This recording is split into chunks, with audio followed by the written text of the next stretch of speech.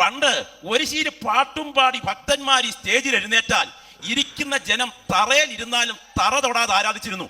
ഇന്ന് ഈ സംവിധാനങ്ങളെല്ലാം തട്ടിക്കൊട്ടി എന്റെ പൊന്നെ 10,000-കണക്കിന് വാട്സ് തള്ളുന്ന സിസ്റ്റത്തിന്റെ പശ്ചാത്തലത്തിൽ കാതടപ്പിച്ച് കമ്പ്യൂട്ടറിന്റെയും മറ്റ് ടെക്നോളജികളുടെയും ബാക്ക്ഗ്രൗണ്ടിൽ എത്ര കൃത്രിമ പരിപാടി അവതരിപ്പിച്ചാലും മാസ് ഇലക്ട്രോണിക് ഹിപ്നോട്ടിസം ഉണ്ടാക്കിയാലും ഒരെണ്ണം ചലിക്കുകയില്ല.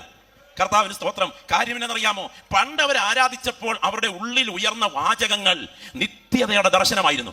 എന്തായിരുന്നു പാട്ടിൽ ഉയർന്നത്? ഉണ്ടെനിക്കായൊരു മോക്ഷ വീട്, ഇണ്ടലകന്നു ഞാൻ വാഴുമെന്ന്, ദൈവമുണ്ട്, അങ്ങ് പുത്രനുണ്ട്, ആത്മാവുണ്ട്, ദൈവദൂതരുണ്ട്. അല്ലേ? എന്താ അവർ പണ്ട് പാടിയത്? അവർ പാടി കാഹള ശബ്ദങ്ങൾ കേട്ടിടാൻ നേരമായി, കഷ്ടങ്ങൾ ഏറ്റ എൻ പ്രിയനെ കാണാറായി. അല്ലേ? എന്താ അവർ പാടിയത്? ദൈവത്തിന് സ്തോത്രം. പുത്തനാം യെരൂശലേമിൽ എത്തും കാലം ഓർക്കുമ്പോൾ വീണ്ടും ഈ ധരയും ക്ലേശമെല്ലാം നീങ്ങിപ്പോകും. അല്ലേ? ഇന്നോ അതൊന്നും പാടിയാൽ ഇന്ന് ആത്മാവിലാകില്ല. ഇന്ന് ആത്മാവിലാകണമെങ്കിൽ ദൈവത്തിന് സ്തോത്രം അതിന് പുത്തൻ ടെക്നോളജി പാട്ടുകളുണ്ട്.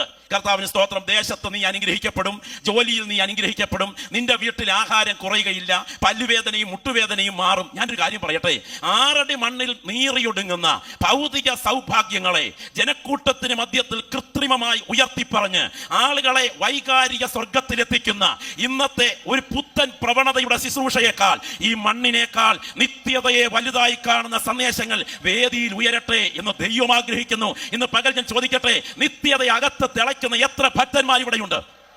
പട്ടും ധൂമ്രവസ്ത്രവും ധരിച്ച് സുഖിച്ചു മതിച്ചു പുളച്ച് ബഹുനില ബംഗ്ലാവും അപ് ടു ഡേറ്റ് മോഡൽ കാറും വീടും കാര്യങ്ങളുമായി കഴിഞ്ഞതിന് ശേഷം മരണത്തിന്റെ അതിർത്തി കഴിഞ്ഞാൽ ഒരു തുള്ളി വെള്ളത്തിനായി പിടയുന്ന നരകമാണ് നിന്നെ കാത്തിരിക്കുന്നതെങ്കിൽ നിന്നെ പോലെ അരിഷ്ടൻ മറ്റാരുമില്ലെന്നും ഈ ഭൂമിയിൽ മാറി പുതയ്ക്കാൻ ഒരു പുതപ്പില്ലെങ്കിലും മാരക രോഗത്താൽ പീഡിപ്പിക്കപ്പെടേണ്ടി വന്നാലും ഇവിടെ ഒരു കഷണം അപ്പത്തിനായി വല്ലവന്റെ വീടിന്റെ മുൻപിൽ എരക്കേണ്ടി വന്നാലും എന്റെ പേര് ജീവന്റെ പുസ്തകത്തിലുണ്ട് എന്ന് ഉറപ്പ് പ്രാപിച്ച ഒരു ദൈവപൈതൽ ഇന്ന് രാത്രി ഇവിടെ ഉണ്ടെങ്കിൽ, പകൽക്കാലം ഇവിടെ ഉണ്ടെങ്കിൽ, നിന്നെ പോലെ ധന്യൻ മറ്റാരുമില്ലെന്ന് വിശ്വസിക്കുന്ന ദൈവമക്കൾ ഈ